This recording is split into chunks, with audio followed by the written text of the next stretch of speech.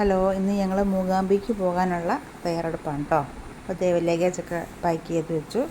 അപ്പോൾ അതാ വീട് പൂട്ടി ഞങ്ങൾ ഇറങ്ങി ഞങ്ങൾ നേരെ വീട്ടിലോട്ട് ചെല്ലണം. എൻ്റെ വീട്ടിൽ ചെന്ന് എൻ്റെ അമ്മയും ബ്രദറിനെയും ഫാമിലിയും എടുക്കണം.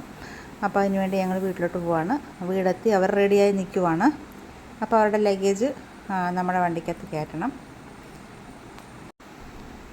അതൊക്കെ ലഗേജൊക്കെ കയറ്റി ലഗേജൊക്കെ കയറ്റി കഴിഞ്ഞ് നോക്കുമ്പോൾ നമ്മളുടെ വീടിൻ്റെ ഫ്രണ്ടിലെ പോസ്റ്റിൻ്റെ താഴെ ആരോ കൊണ്ട് വേസ്റ്റ് കൊണ്ട് വച്ചേക്കുക കേട്ടോ. അങ്ങനെ രാത്രി 2 മണിയായപ്പം ഞങ്ങളിതാ റെയിൽവേ സ്റ്റേഷനിലോട്ട് പോവാണ് കേട്ടോ. റെയിൽവേ സ്റ്റേഷനിലെത്തി 2:45 റെയിൽവേ സ്റ്റേഷനിലെത്തി കേട്ടോ. അപ്പം ഞങ്ങളുടെ ലഗേജ് എല്ലാം ഇവിടെ ഇറക്കി അവർ വണ്ടി പാർക്ക് ചെയ്യാൻ പോയിട്ട് വന്നു കഴിഞ്ഞപ്പോൾ നമ്മുടെ ട്രെയിൻ വരുന്നത് പ്ലാറ്റ്ഫോം 1-ലാണെന്ന് പറഞ്ഞു. അപ്പം പ്ലാറ്റ്ഫോം 1-ലേക്ക് നമ്മൾ താഴേക്ക് ഇറങ്ങിപ്പോവാണേ. വളരെ അപ്രതീക്ഷിതമായൊരു യാത്രയായിരുന്നു. തലേദിവസം ഇങ്ങനെ പറയുവാണ്, നമ്മളെല്ലാവരും ഇരുന്നപ്പോൾ പറഞ്ഞു നമുക്ക് മൂകാംബിക്ക് പോകാമെന്ന്. അപ്പോൾ അങ്ങനെ പെട്ടെന്ന് എടുത്തൊരു തീരുമാനത്തിൻ്റെ പുറത്താണ്. നേരെ ടിക്കറ്റ് നോക്കിയപ്പോൾ ടിക്കറ്റുണ്ട്. അപ്പോൾ പെട്ടെന്ന് ടിക്കറ്റ് കൊടുത്ത് അങ്ങനെ പെട്ടെന്നുള്ളൊരു തീരുമാനത്തിൽ അങ്ങ് പോവുകയാണ്.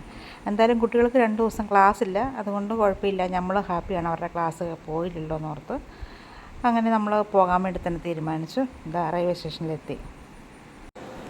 അങ്ങനെ സ്റ്റേഷനിലെത്തിയപ്പോഴാണ് അറിയുന്നത് ട്രെയിൻ 3/4 മണിക്കൂർ ലേറ്റാണ്. പിന്നെ എല്ലാവരും ഓരോ ചായയൊക്കെ കുടിച്ച് അങ്ങനെ നിന്നു.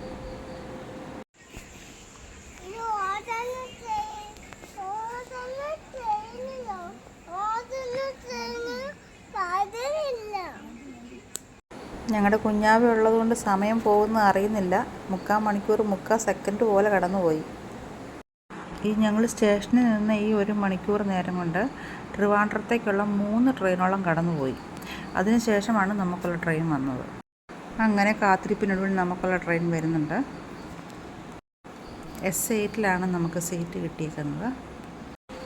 അനൗൺസ്മെൻറ്റ് ചെയ്തതിന് പ്രകാരം S8 വരുന്നിടത്ത് തന്നെയാണ് ഞങ്ങൾ നിന്നത്. അതുകൊണ്ട് കാര്യങ്ങൾ എളുപ്പമായി പെട്ടെന്ന് കയറാൻ പറ്റി കേട്ടോ. കയറിയ ഉടനെ എല്ലാവരും അവരുടെ സീറ്റുകൾ പിടിച്ച് ഉറങ്ങാനുള്ള കാര്യത്തിലേക്ക് കടക്കുകയാണ്. കാരണം സമയം ഇത്ര ആയില്ലേ, 4 മണിയോളം.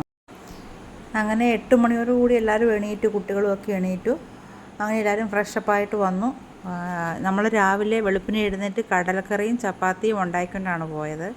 അതുകൊണ്ട് രാവിലത്തെ ബ്രേക്ക്ഫാസ്റ്റ് എല്ലാവരും ട്രെയിനിൽ തന്നെ ഇരുന്ന് കഴിച്ചു. നമ്മൾ ഉണ്ടായിക്കൊണ്ട് പോയതുകൊണ്ട് നല്ല ഭക്ഷണം തന്നെ നമ്മൾ രാവിലെ കഴിച്ചു കേട്ടോ.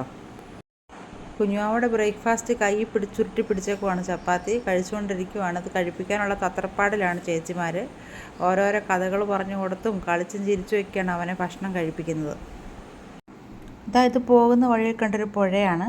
അതിൻ്റെ മേൽഭാഗത്ത് കടലിലെ തിരമാല പോലെ ഇങ്ങനെ തിരയടിക്കുന്നുണ്ടായിരുന്നു. അപ്പോൾ ഇത് കാണുമ്പോൾ നമുക്ക് ഫീൽ ചെയ്യുന്ന നല്ല അടിയൊഴുക്കുള്ളൊരു പുഴ പോലെയാണ് തോന്നുന്നത്. അപ്പോൾ ഇത് കണ്ടപ്പോൾ തന്നെ കുട്ടികൾക്കായാലും നമുക്ക് വലിയവർക്കായാലും വളരെ ഒരു പേടി തോന്നി. അതിൻ്റെ മേളിൽ കൂടി ട്രെയിൻ പോകുമ്പോൾ ശരിക്കും ഒരു ഭയാനകത ഉണ്ടായിരുന്നു നമുക്ക്. അതുകൂടാതെ ചെറുപുഴകളും മണൽത്തിട്ടകളും കണ്ടൽ കാടുകളും ഒക്കെ ഈ യാത്രയിൽ നമുക്ക് കാണാൻ പറ്റിയായിരുന്നു. 3 മണിയോടുകൂടി നമ്മൾ കുന്താപുര റെയിൽവേ സ്റ്റേഷനിലെത്തി. അവിടെ എത്തിയപ്പോൾ നല്ല ചാറ്റൽ മഴയുണ്ടായിരുന്നു. അപ്പോൾ നമ്മൾ ഈ വാൻ വാടകയ്ക്ക് എടുത്താണ് ക്ഷേത്രത്തിലോട്ട് പോകുന്നത്. 1300 രൂപയാണ് ഈ വാനിന് വാടകയായിട്ട് വന്നേക്കുന്നത്. ബസ് ചാർജുമായി വലിയ വ്യത്യാസങ്ങളൊന്നുമില്ല. 4 മണിയോടുകൂടി നമ്മൾ മൂകാംബികയിലെത്തി. അവിടെ എത്തി നമ്മളൊരു ലോഡ്ജ് കണ്ടുപിടിച്ചു. ഒരുപാട് ലോഡ്ജുകളുണ്ട്. നമുക്ക് കംഫർട്ടബിളായ ഒരു സ്ഥലം നമ്മൾ കണ്ടുപിടിച്ചു. 2 റൂമാണ് എടുത്തേക്കുന്നത്. അങ്ങനെ റൂമിൽ കയറി ഒന്ന് ഫ്രഷപ്പ് ആയതിനു ശേഷം ഞങ്ങളെല്ലാവരും പുറത്തിറങ്ങി ഫുഡ് കഴിക്കാനായിട്ട്. എല്ലാവർക്കും നല്ല വിശപ്പുണ്ടായിരുന്നു. രാവിലത്തെ ബ്രേക്ക്ഫാസ്റ്റിന് ശേഷം ലഘുഭക്ഷണം മാത്രമാണ് കഴിച്ചിരുന്നത്. എല്ലാവരും ഊണാണ് വാങ്ങിച്ചത്, താലി മീൽസ്. അതിലൊരു ചപ്പാത്തി ഉണ്ടായിരുന്നു. പിന്നെ അവരുടേതായ കുറേ കറികൾ, സാമ്പാർ, കടലക്കറി, രസം, പിന്നെ പായസം ഉണ്ടായിരുന്നു.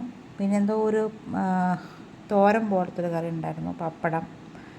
അങ്ങനെ കുഴപ്പമില്ലായിരുന്നു. പക്ഷേ എല്ലാത്തിനകത്തും ജീരകത്തിൻ്റെ അതിപ്രസരണമായിരുന്നു.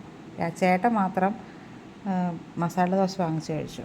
അവസാനം എല്ലാവർക്കും തോന്നി മസാല ദോശ കഴിച്ചാൽ മതിയായിരുന്നു എന്ന്. റൂമിലെത്തി കുറച്ച് നേരം റെസ്റ്റ് എടുത്തതിന് ശേഷം 6:30 ഞങ്ങളെല്ലാവരും അമ്പലത്തിലോട്ട് പോയി. കറക്റ്റ് ദീപാരാധനയുടെ സമയമായിരുന്നു. ദീപാരാധനയൊക്കെ കണ്ടു തൊഴുത ശേഷം പുറത്തിറങ്ങിയപ്പോൾ കുറേ കുട്ടികളുടെ അരങ്ങേറ്റം അവിടെ നടക്കുന്നുണ്ടായിരുന്നു. 8 മണി ഇപ്പോൾ അമ്പലത്തിലെ അന്നദാനം ഞങ്ങൾ കഴിച്ചു. ചോറും സാമ്പാർ, രസം, പിന്നെ എന്തോ അച്ചാർ, അങ്ങനെയൊക്കെ ആയിരുന്നു അവിടുത്തെ. 9:15 കഴിഞ്ഞപ്പോൾ റൂമിലെത്തി. റൂമിൻ്റെ അടുത്തുള്ള ബാൽക്കണിയിലൂടെ കാണുന്ന കാഴ്ചയാണിത് കേട്ടോ. കൊല്ലൂർ ശ്രീ മൂകാംബിക ക്ഷേത്രം നമുക്ക് തൊട്ടടുത്ത് തന്നെ കാണാൻ പറ്റി. ഇതാ കാണുന്ന കെട്ടിടമാണ് അന്നദാന മണ്ഡപം. അവിടെ പോയാണ് നമുക്ക് അന്നദാനം കഴിക്കുന്നത്. രാവിലെ 12 മണിക്കും വൈകിട്ട് 8 മണിക്കുമാണ് അന്നദാനം കിട്ടുന്നത്. അങ്ങനെ ഇന്നത്തെ പരിപാടിയെല്ലാം തീർന്നു. ബാക്കി നാളെ കാണാം കേട്ടോ.